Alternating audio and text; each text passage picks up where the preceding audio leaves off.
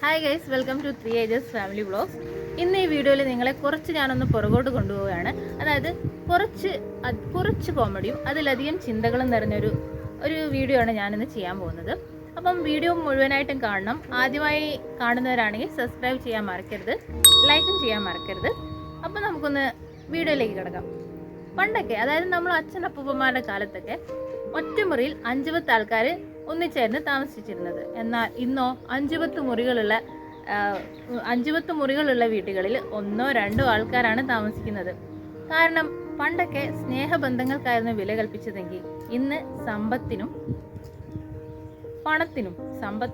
പണത്തിനുമാണ് ഇന്ന് വില കൽപ്പിക്കുന്നത്.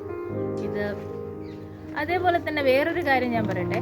പണ്ടൊക്കെ 1000 പേരെ സഹായിച്ചവര് ആരും അറിയാതെ പോന്നു. എന്നാൽ ഇന്നോ ഒരാളെ സഹായിച്ചാൽ അത് 1000 പേര് അറിയുന്നു. കാരണം എന്താ? നമ്മുടെ ഈ സ്മാർട്ട് ഫോൺ തന്നെ. എന്താല്ലേ? പക്ഷെ വേണം, സംഭവം ശരി തന്നെയാണ്, അറിയണം. ഓക്കെ, അതൊക്കെ പോട്ടെ. നമ്മുടെ അച്ഛനപ്പൂപ്പന്മാരുടെ കാലത്തൊക്കെ അരച്ചാൺ വയറ് നിറയ്ക്കാൻ വേണ്ടിയിട്ട് കിലോമീറ്ററോളം നടന്നിട്ടായിരുന്നു അവർ ജോലി ചെയ്തിരുന്നു. എന്നാൽ ഇന്നോ ഒരു ചാൺ വയറ് കുറയ്ക്കാൻ വേണ്ടിയിട്ട് എല്ലാവരും അല്ലട്ടോ, എല്ലാവരും ഞാൻ പറയുന്ന വേണ്ടിയിട്ട് അധികം ആൾക്കാരും രാവിലെ വൈകിട്ടും പോയി നടക്കുന്നു. എന്താല്ലേ? കാലം പോയൊരു പോക്കേ. പണ്ട് കാലത്തൊക്കെ ജീവിക്കാൻ വേണ്ടിയിട്ടായിരുന്നു നമ്മൾ ഭക്ഷണം കഴിച്ചുകൊണ്ടിരുന്നത്. എന്നാൽ ഇന്നോ ഭക്ഷണം കഴിക്കാനായിട്ട് ജീവിക്കുന്നവരും ഉണ്ട്. ഫാസ്റ്റ് ഫുഡല്ലേ ഉള്ളത്, ഹോട്ടലുകൾ ഇഷ്ടം പോലെയുണ്ട്. അപ്പം നമ്മളെ കുറ്റം വരാൻ പറ്റില്ല. അപ്പോൾ ഭക്ഷണത്തിൻ്റെ കാര്യം പറഞ്ഞപ്പോഴാണ് വേറൊരു കാര്യം ഓർമ്മ വന്നത്. പണ്ടൊക്കെ നമ്മൾ ഭക്ഷണം കഴിച്ച് പണ്ടൊക്കെ ഇല്ലേ, നമ്മുടെ ടോയ്ലറ്റൊക്കെ നമ്മളെ വീടിൻ്റെ കുറച്ച് ദൂരെയായിരുന്നു ഉണ്ടായിരുന്നത്. അതായത് നമ്മൾ അകത്ത് ഭക്ഷണം കഴിച്ചിട്ട് പുറത്ത് ടോയ്ലറ്റ് പോകണമായിരുന്നു. എന്നാൽ ഇന്ന് കാലം മാറി. പുറത്തു നിന്ന് ഭക്ഷണം കഴിച്ചിട്ട് അകത്താണ് എല്ലാവരും ടോയ്ലറ്റ് പോകുന്നത്. കാരണം എന്താ? നാടോടുമ്പോൾ നടുവേ ഓടണ്ടേ ഇല്ലേ?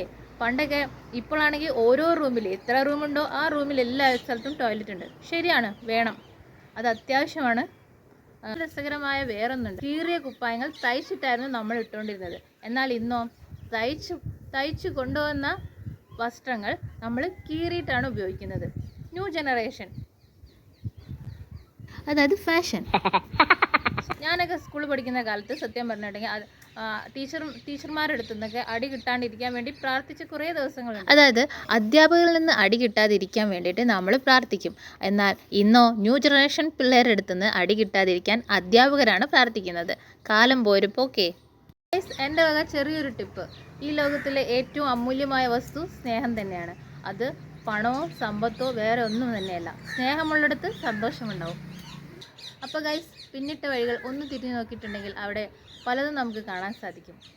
അപ്പോൾ ഈ വീഡിയോ നിങ്ങളെ കുറച്ചെങ്കിലും ചിന്തിപ്പിക്കാൻ കഴിഞ്ഞു എന്ന് വിശ്വസിച്ചുകൊണ്ട് നിർത്തട്ടെ. അടുത്തൊരു പുതിയ വീഡിയോയുമായി വീണ്ടും വരാം. അപ്പോൾ ഗൈസ്, എല്ലാവരുടെയും ചിന്ത ഒന്ന് പുറകോട്ട് പോയോ? അപ്പോൾ വീഡിയോ ഇഷ്ടമായെങ്കിൽ ലൈക്ക് ചെയ്യാനും സബ്സ്ക്രൈബ് ചെയ്യാനും ഷെയർ ചെയ്യാനും കമൻറ്റ് ചെയ്യാനും മറക്കരുത്. ബൈ.